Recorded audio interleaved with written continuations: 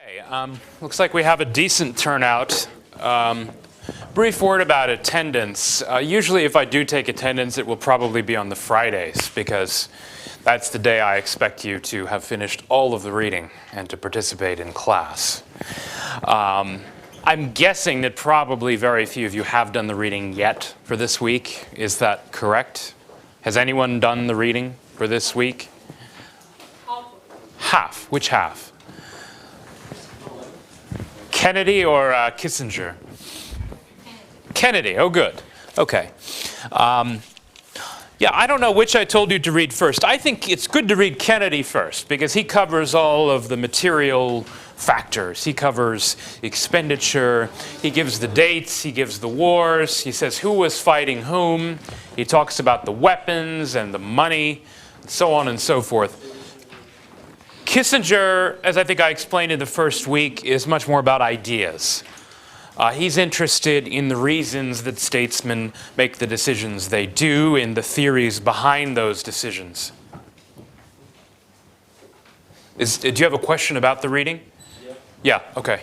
Is it Kennedy's or other one? I don't understand. Is what Kennedy? No, that's Jared Diamond. Yeah, that's from Guns, Germs, and Steel. That's from week 1. Okay. For this week, we're reading both Kennedy, his chapter on, I believe he calls it the failed bid for Hapsburg Hegemony.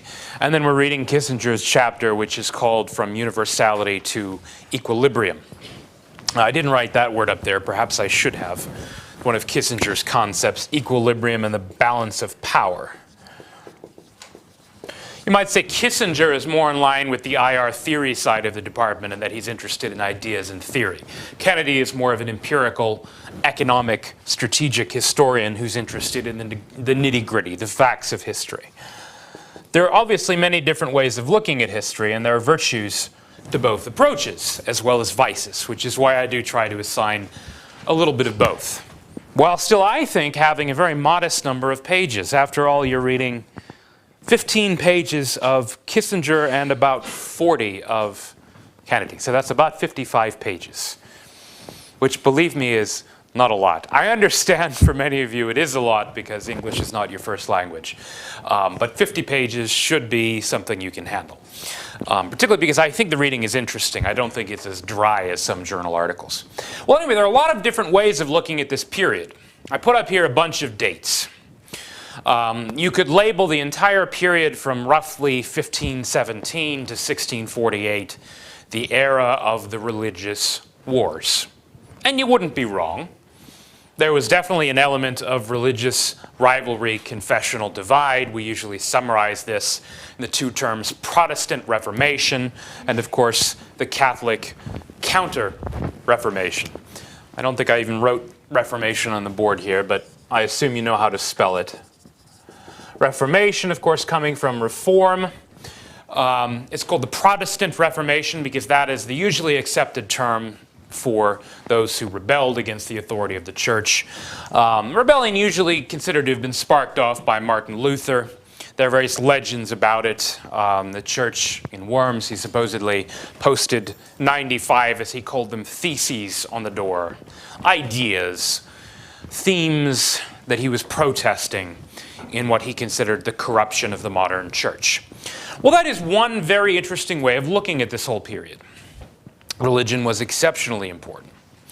The Protestant Reformation, in some ways, actually was a fortunate product of timing in that the principal enemy, the Hapsburg Emperor Charles V, more on him in a moment, who had inherited title to what was called the Holy Roman Empire.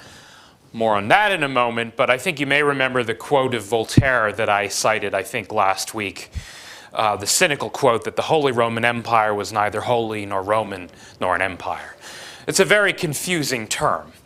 It was more of a pretense than an actuality. The idea that a certain emperor had inherited title to the inheritance of the ancient Roman Empire in its late Christian phase, assuming then that it was now a Christian rather than a pagan empire.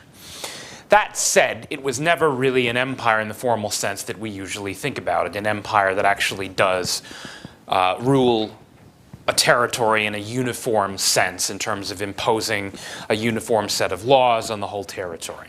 It was more an association of more or less like-minded states that all, for one reason or another, would pay obeisance or vassalage or homage to the emperor. That said, they wouldn't even necessarily pay taxes. The phrase was, whenever the Turks were at the door, that is, whenever there was a real threat from the Ottoman Empire, then yes, all the princes and the bishops would come in line and agree to pony up whatever taxes they needed. For the rest of the time, the Holy Roman Empire was not really that unified. Now that said, the time of its greatest unity was probably under Charles V, who was a formidable enemy of the Protestants. You have here the map of what was called Charles V's inheritance in 1519. I think I talked about the idea of primogeniture last week, this notion of rule by the eldest, not rule, but the inheritance by the eldest son of the property of the father. That was one of these curious, unique things which arose in Europe in medieval times that really had no exact equivalent elsewhere.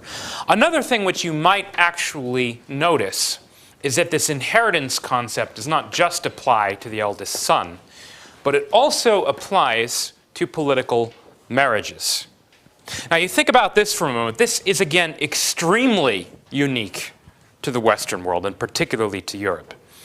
There was definitely no equivalent of this in the Islamic world, nor I think could there have been.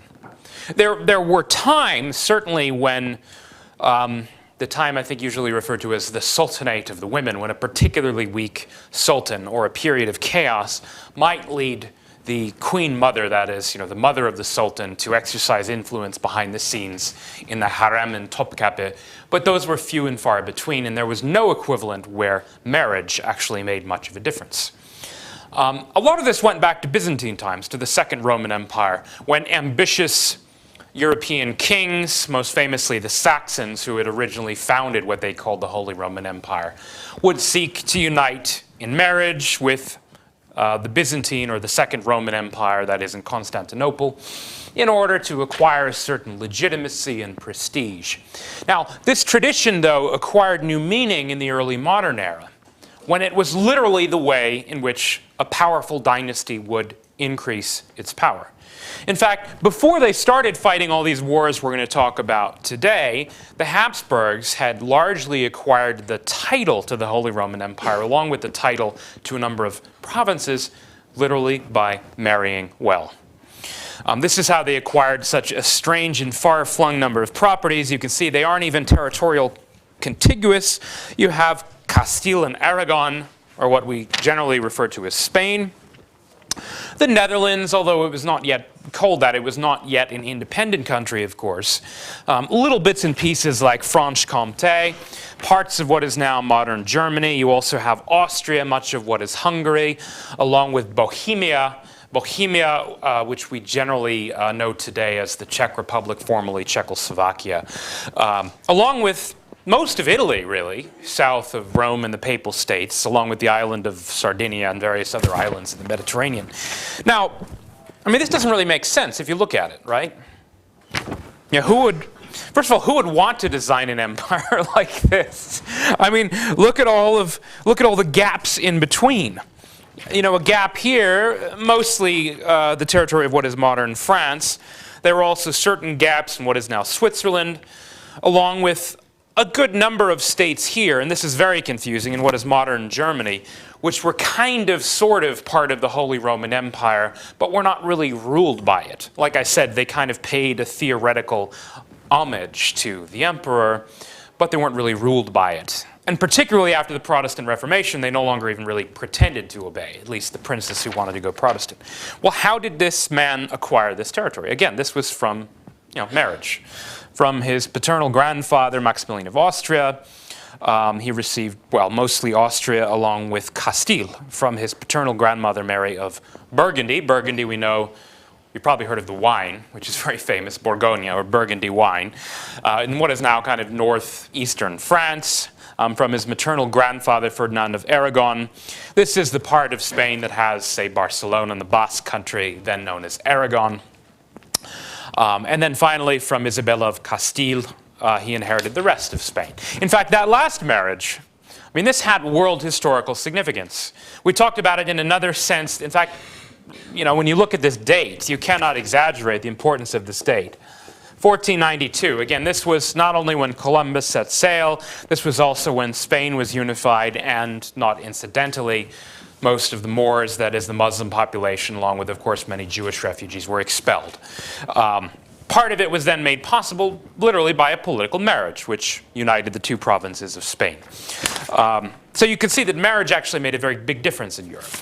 I mean, quite literally at times, women would be, well, it's interesting. I think modern feminists sometimes get it wrong when they talk about the equality of the sexes, because at times women have actually been more powerful because of their influence over the men, even if they did not formally hold title. At times, of course, they did. Most famously in this era, we have Queen Elizabeth. Her reign has even been made into a number of motion pictures. That was in England. In fact, there was an interesting version of the Queen Elizabeth story. There was a movie made with Kate Blanchett. I doubt any of you saw this. It was out about 10 years ago. Now, what's fascinating about this movie is that when she inherits the throne of England, because she's a woman and because she's unmarried, she gets this endless string of marriage proposals. And of course, most of her male advisors are telling her, look, you know, you really need to marry. You know, you're a woman. First of all, you shouldn't be unmarried. And second of all, you need to ally yourself to some great power. You know, maybe Spain, maybe the Hapsburgs, for example. You could marry into the great Hapsburg family. But Elizabeth was clever. She was cleverer than that. She figured out that, in fact, the very fact that she was being courted by so many different dynasties meant that she could kind of play them off against one another. She could essentially be neutral, such that everyone would have to court her. I mean, this is, after all, the great power of a woman, at least in the stage of courtship. You know, she can get what she wants, largely by virtue of being desired. And so that's how Queen Elizabeth, to a certain extent, solidified English power. It was under her rule that England famously defeated the Spanish Armada. That was 1588.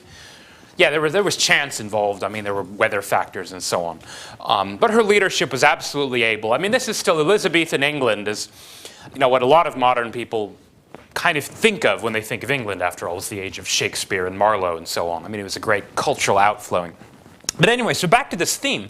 Marriage is extremely important. I mean, that's why if you go through the textbooks, you'll see all of these curious-sounding wars with names like the War of the Polish Succession, the War of the Austrian Succession, the War of the English Succession. And what that would literally mean is who would get to determine who would be on that throne. Sometimes a marriage would literally provoke a war, because a marriage might unify two branches of a family, and then others would not want this to happen. An example of that, the War of the Spanish Succession, where the Bourbon dynasty of France saw fit to inherit Spain, which was no longer as powerful as it was previously, but still an important country with many colonies, and the English really didn't want this, and so they fought a long war. It's confusing, because in the end, the Bourbons did inherit Spain, but by the time the war was over, Spain was pretty much exhausted, and the English actually inherited a lot of other things which were more valuable, etc., etc. But marriage is extremely important. So is religion. Now, there may be a connection. There may not be a connection. But to a certain extent, again, this is peculiar to Europe. The fact that marriage is so significant that sometimes you would have something called a regency. This was famously true in the early era of the 30 Years' War. We'll talk about that in a moment, when Richelieu kind of becomes the great power. Part of the reason was because the young King Louis XIII was so young that he wasn't really fit to rule. And so Richelieu more or less charmed the Queen Mother, Marie de Medici, by, well, complimenting her beauty. And she basically got him appointed Minister of France, and the rest is history. You know, Richelieu becomes this incredibly dynamic force in European politics, in large part because he knew which woman to court.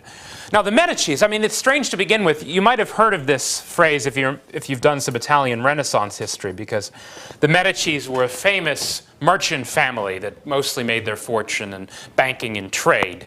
But then eventually, like a lot of rich families, decided to try to kind of go legit, that is, acquire prestige.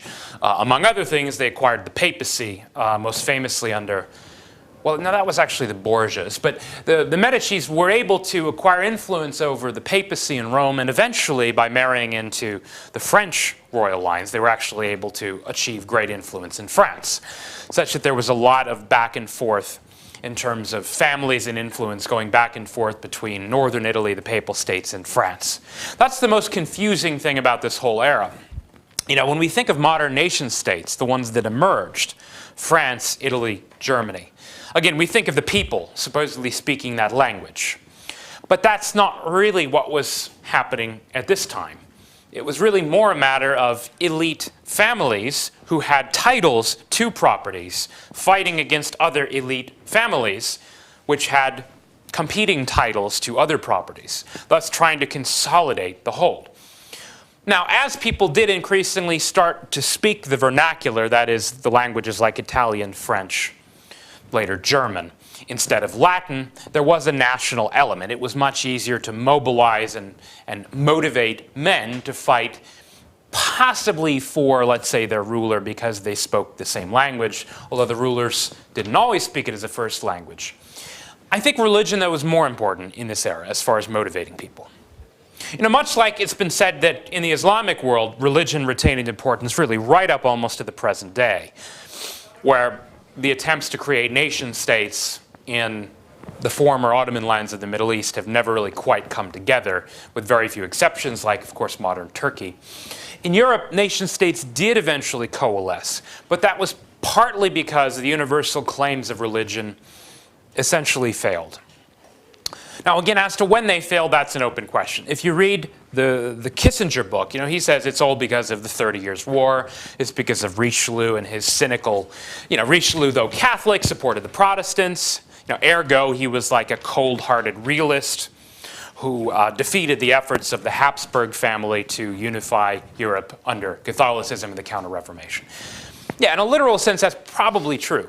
But you can actually go back further to see the roots of a kind of separation between church and state in Europe, which was present, I think, as early as the 11th century. In fact, there's a famous incident, I mentioned it before, I didn't really explain it, the so-called Canossa incident of 1076. There's actually a popular history out which begins with this dramatic scene where the Saxon king, who claimed this title of Holy Roman Emperor, this is in 1076, Henry IV. He was attempting to make the thing real. Remember how I said he really wasn't holy nor Roman. He was trying to make it real. He wanted to be a real Roman emperor. He wanted to be just like the Roman emperors in Constantinople, just like the ancient emperors going back to Constantine of Rome, who had been both Christian and Roman. He wanted, that is, to have temporal and a kind of religious power. He wanted to control the church. Or in practical terms, what he wanted to do was to be able at least to appoint bishops. That is, officials, kind of officers of the church. Because he was, after all, the emperor. You'd think the emperor would have the right to appoint religious officials. Sounds mundane, but again, this is something which is incredibly important.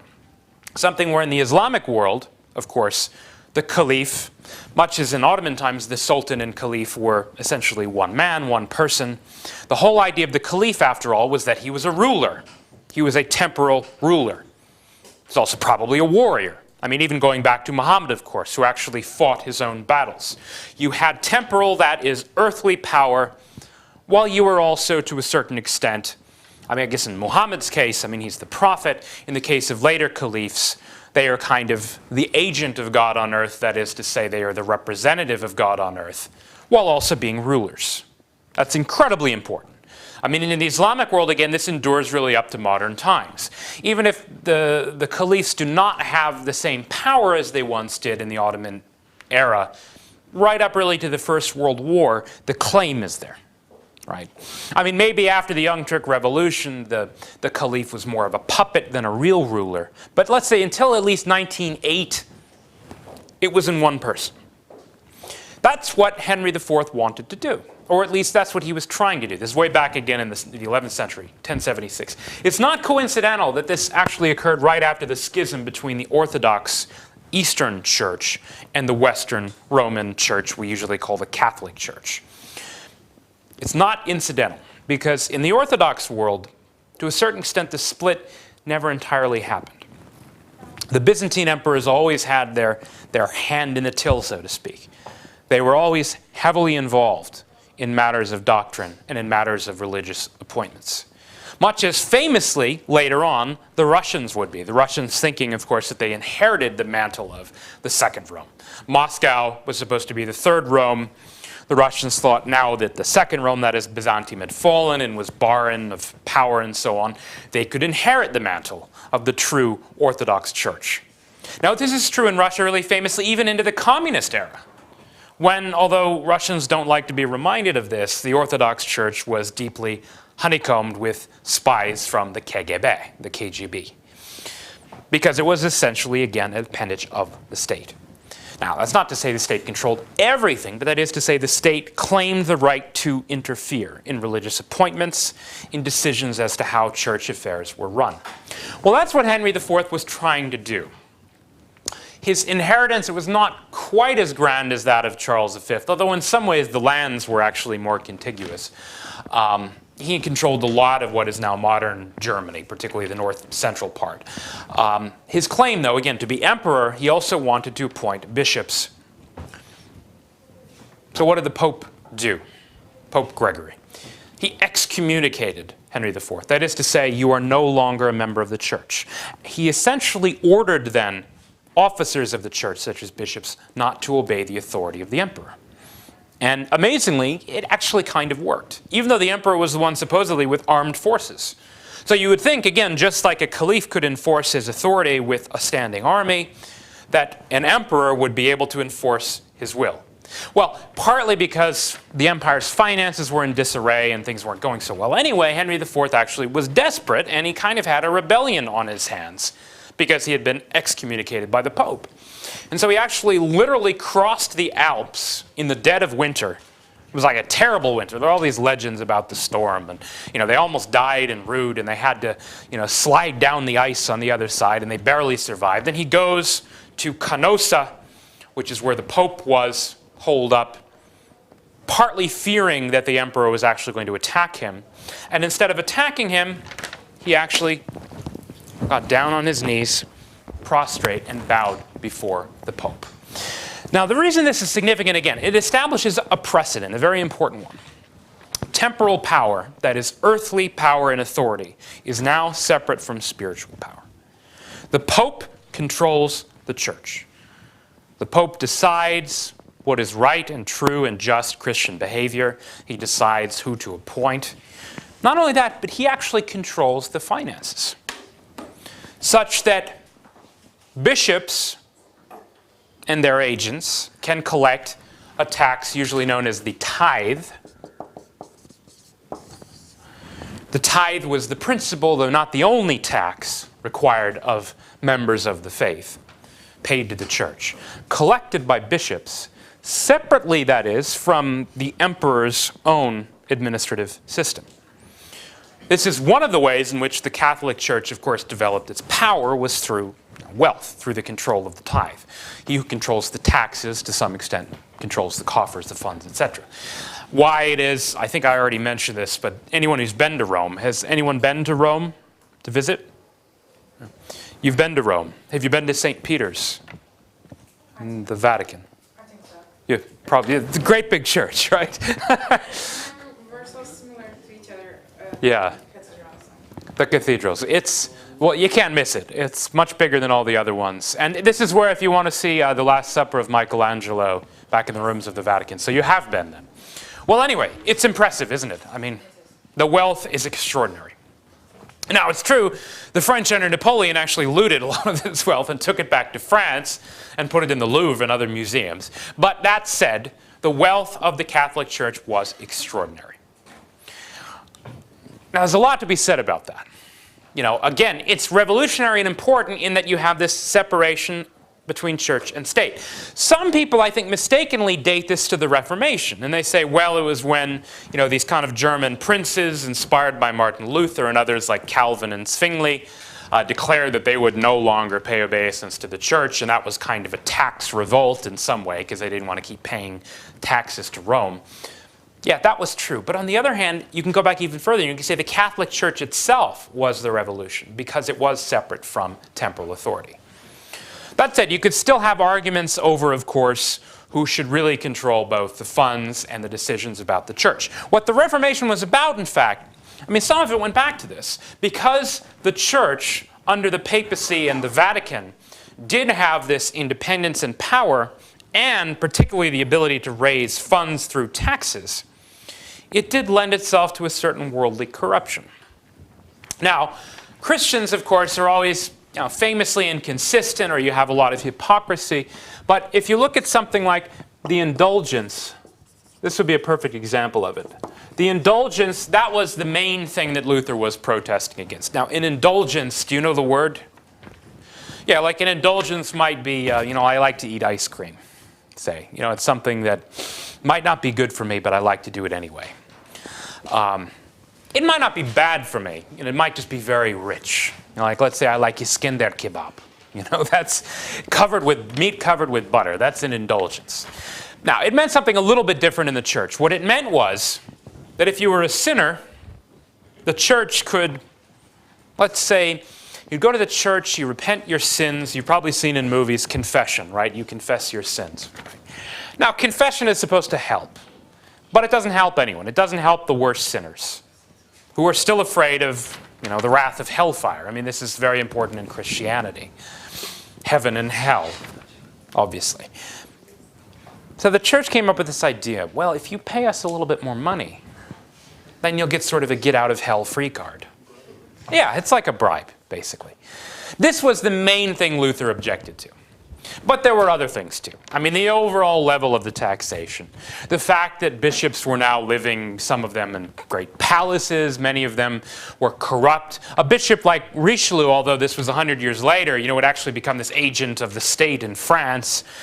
He would send, cardinals and other high officers of the church on like spying missions. All these things that men of the cloth, men of the church were not supposed to do. And of course, more grandly, you have the fact that the papacy, again, that's acquired this colossal wealth in Rome. Now, famously, I talked about the Medicis. It was actually the Borgias who were even more famous. It was, I think, Caesar Borgia, who was notorious as a kind of brigand and criminal who was reputed to actually hold sexual orgies, in the rooms of the Vatican. They had just bribed their way into the papacy. Just ipso facto corrupt. There was no way around it. So there was kind of a cultural element to all of this too. You think about your prim and proper Germans, right? Germans are very stiff. They behave in a certain way. Everything has to be. Of course, these days the Germans, I suppose, when it comes to sexual indulgence, are not exactly paragons of virtue. But I mean, in this era, the Germans were a lot more disciplined, and they saw the Italians a little bit like the way people see the Latins today. I mean, the reputation is, the Lothario, kind of great seducers, those who live life to the fullest, who like to eat and drink well and have lots of affairs. No one is true to their wives or husbands. I mean, the usual rumor about Latin kind of sexual morality. There was some of this too. Prim and proper Germans rebelling against Italian corruption. Or as they basically saw it, theft. It was a tax revolt, to some extent. Not entirely unlike the American Revolution was a tax revolt against Britain. Public finance is always important, and sometimes even when you don't think it is, it actually plays a role. Now that said, doctrine was important too. Now there, the larger argument was that the Catholic Church had kind of lost its way. Maybe it was a good thing. The Protestants, they didn't want to go to something like the Orthodox or the Muslims had, where you had, again, the union of temporal and spiritual authority. They didn't want that either. But they thought it was already kind of like too far in that direction because the Catholic Church had too much power. It owned land, it owned monasteries, it owned abbeys all over the place. Famously, this is what some of the new nation states, or at least their kings, like Henry VIII in England and then later the French revolutionaries, they figure out a great way of raising money is just taking all of the church land. Because the church is incredibly wealthy. It is this colossal landowner. It collects dues and rents on land, along with all of its other sources of income. And, when you really go back, and this is the other thing I talked about, I think, in the first week with the printing press and the spread of printing and reading. Now, if you read the Bible, particularly the New Testament, the whole idea of Christianity, it's not supposed to be like that at all. You're certainly not supposed to be like the popes sometimes were, cutting deals, and kind of like making alliances with warring princes and getting involved in the nitty-gritty of warfare and power politics. Now, whether or not Christ ever really said, render unto Caesar that which is Caesar's, that is, obey the laws. The laws are separate from what, your own actual moral duty is as a Christian. Whether he said that or not, I'm not sure. But the other thing that supposedly, again, was true of the early Christ. Actually, a good example of this, movie references. I keep trying to think maybe this will get you guys involved here. Movie references. Indiana Jones. Okay, not the one with the gun thing. You remember that one, right? I talked about that. No, how about the third movie, The Last Crusade? Where they go after the Holy Grail? The one with Sean Connery, Have you seen it? Has anyone seen it? This is the one where they have like the young Indiana Jones, and then his father comes in, and they go around Europe, and they've got Nazis again, like the first one. You haven't seen this one? No? You should. It's very good. Wait, did someone see it? No one has seen it. I guess it is before your time. Well, anyway, I mean, the movie, it's a hodgepodge of myths and legends, and most of it is not based very closely on reality. But there's a very interesting idea in the movie. Very different from the Da Vinci Code. Probably some of you have seen the Da Vinci Code. Yeah, there you have a different idea about the Holy Grail, that the Holy Grail is supposedly not it's not a cup at all. It's like this notion, right, of the female form and all of this, Christ not being divine, Christ having children and so on. No, in the Indiana Jones movie, it's the more ethereal notion that at the Last Supper, there was this sacred cup, which is the Holy Grail. And the question in the movie is, can you pick the right one, right? Because you've got all of these cups, and some of them are like encrusted with gems and diamonds, and they're very, very grand. And the one guy who, of course, loses, he picks the grandest of them, and he drinks, essentially what is supposed to be this kind of like healing water, I suppose, something like the blood of Christ. It's a very strange movie. But anyway, he drinks from this thing. And of course, he dies a horrible death because Christ was not a king. This is the idea. What was Christ by profession? Do we remember? Yes, but I don't know. Well, yeah, he was like a workman, right? He worked with a carpenter, right? He worked with wood, right? So the idea is, look, he was poor. He was an ordinary person. He wasn't a king. So the whole religion, again, is supposed to be about a kind of modesty. The meek shall inherit the earth. The poor, right? I mean, originally Christianity was, at least, in fact, some critics, such as Nietzsche, called it slave morality. The idea that the slaves and the poor should inherit the earth. You can also rationalize it the other way and say this is just a way of getting people to accept their miserable lot in life by telling them that they have, a nice afterlife. A little bit like the kind of somewhat distorted idea of what all of the virgins in paradise maybe you have in Islam. The idea is like maybe you suffer and then you have a reward in the afterlife. But what Luther was saying is that, well, look, whether or not this is true, the church was never supposed to be about acquiring vast bundles of wealth and building up palaces and charging rents and getting involved in wars and things like that. And so there was a real moral critique. Now, some people took it even further. I mean, you had the Calvinist doctrine of predestination, which I personally have never understood. Predestination, it means that supposedly everyone is predestined, that is, to go to either heaven or hell. A lot of this stuff is deeply unforgiving, very, very serious stuff. Calvinists were famously serious people. So the idea is, I always thought it was paradoxical, because I thought, if you're predestined for one or the other, then it doesn't matter what you do, right? Because after all, what difference can it make? But they concluded the opposite, that outward works would display whether you were predestined for one or the other, such that those who gave money to charity and alms, those who worked hard, who saved their money, who didn't indulge themselves, who weren't corrupt, they would display that they were of the elect. Okay, so now we're starting to get into interpretation. Remember, this is all made possible by the spread of printing, books, particularly the Bible, so more and more people can read the Bible. This notion of the priesthood of all believers, that it's up to your individual conscience how you read the Bible and how you behave like a Christian. Now, these ideas then are even more revolutionary than the Canossa incident. Remember, where you have already a separation between church and state. Now you have a separation really between the individual and the church. So you can see that for a Catholic king, particularly like a Hapsburg Charles V, I mean, this is really a step too far. I mean, this is heresy, however you look at it. Heresy against the church, heresy against any claim that the emperor might have to be God's regent on earth. Now, I put up here, somewhat seriously, that the idea that the Protestant Reformation was kind of saved by the Turks. Or, that is in a literal sense by the Ottoman Empire. Now, the only reason this is significant at all is because of the dates. If you look at, the Protestant Revolution or Reformation sparked in 1517, starts to gather steam in the 1520s. There's a lot of unrest. There's a peasant rebellion in Germany. This coincides, of course, with a major period of Ottoman expansion into Europe, Battle of Mohacs, defeat of the Hungarians, conquest of Budapest, 1526, the first siege of Vienna, 1529, another near siege of Vienna in 1532.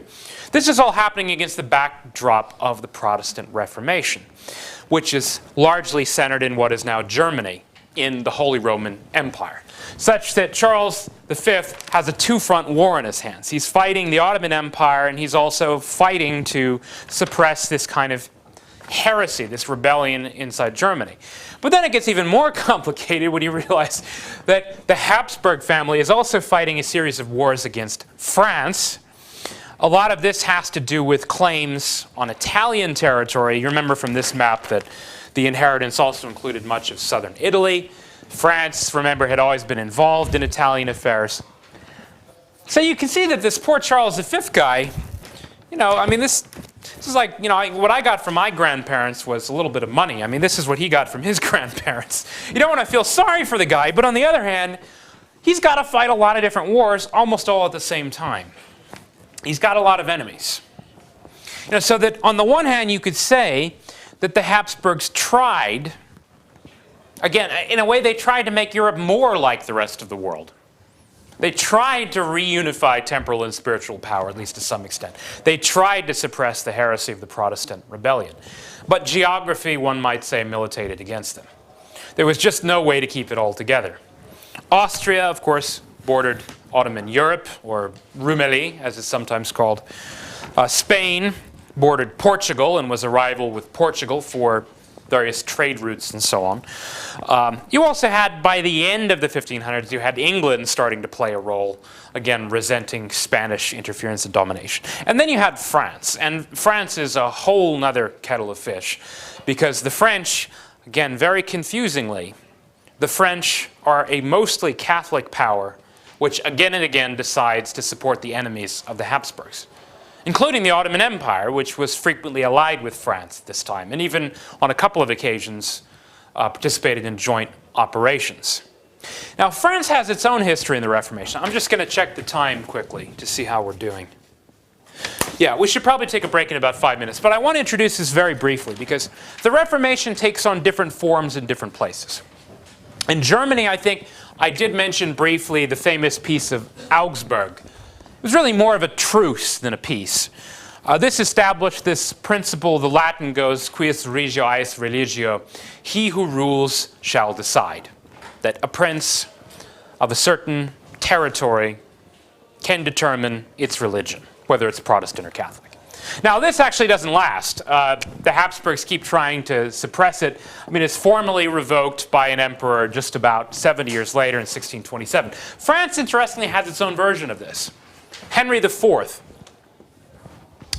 Henry IV was actually the founder of the Bourbon dynasty that becomes very important in the next 200 or 300 years. The same dynasty that will fall famously in the French Revolution when they cut off the head of Louis XVI.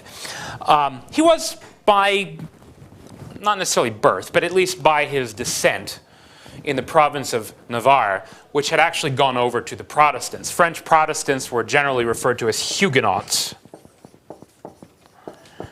Now, he himself then was of the Protestant persuasion, which is to say he did not acknowledge the supremacy and the authority of the Catholic Church.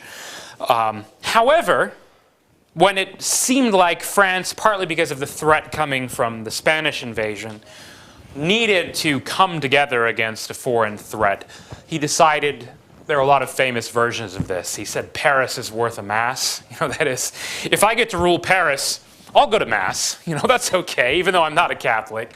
That is, he'll actually go and perform the ceremony that the Catholics do, involving communion and all the rest of it. That communion is what you have with the body and the blood of Christ. The various other prayers that most Protestants didn't recognize as necessary. Anyway, so he goes to Paris, he takes over the French monarchy, and more or less converts to Catholicism. But he also establishes, very interestingly, the principle of religious toleration. Again, there are all these different degrees of separation of church and state. It's one thing just to have them separate. The church controls taxes and so on. The church controls appointments. It's yet another degree of separation to say that the church itself can be split up, that different rulers can have different versions of the same faith. And now you have another step in the evolution of what we might consider the modern European or Western idea of religious toleration, where he recognizes that it's not just that France can decide whether it's Catholic or Protestant, but that France can actually have both Catholics and Protestants, and they will be allowed to worship as they choose. A very revolutionary idea, in fact. Not unlike the idea that will later animate the American notion of religious freedom. Let 1,000 churches bloom, one might call it. It's not quite that. We're still talking mostly about two churches, mostly about Protestants and Catholics. But yet again, just like the Peace of Augsburg is kind of later reneged upon, we have just, well, how many years? 87 years later, under the famous Sun King, we'll look more closely at him next week, Louis XIV, Louis XIV, he revokes the Edict of Religious Toleration, which essentially says, well, I'm no longer going to allow Protestants in France. So that principle doesn't last. Now, interestingly, and by way of almost kind of like segueing into the second half of the lecture when we're going to look at the 30 Years' War, Henry IV becomes the symbol, to a certain extent, across Europe of religious toleration. There's even a very interesting book, I forget the author's name, where he compares Henry IV, Paris is worth a mass, Henry IV, to JFK, the American president, who was assassinated, of course, famously in 1963. The main similarity, of course, both were assassinated. Henry IV was assassinated by a religious zealot, I believe a Catholic, although I don't remember offhand. Again, very much because he supported toleration. Actually, a better comparison than JFK would be Jean Jaurès, a famous French socialist who represented the socialist ideal of brotherhood between nations and pacifism, who was associated by a French super patriot in 1914, just 2 days before the outbreak of World War I. Interesting. You have a man, again, who stands for this principle that we should allow everyone to worship in their own way, specifically killed for that reason. And you no longer have on the throne in France a man who is dedicated to essentially fighting for that principle. Now, it didn't necessarily usher in the 30 Years' War. That was actually ushered in elsewhere for other reasons. But to a certain extent, it did represent the failure, at least, of an early version of this idea to coalesce, the idea of religious toleration. It would take another 30 years of brutal warfare before it finally took hold, and even then fitfully. So let's take a break, about 10 minutes, and then we will pick up with the 30 Years' War.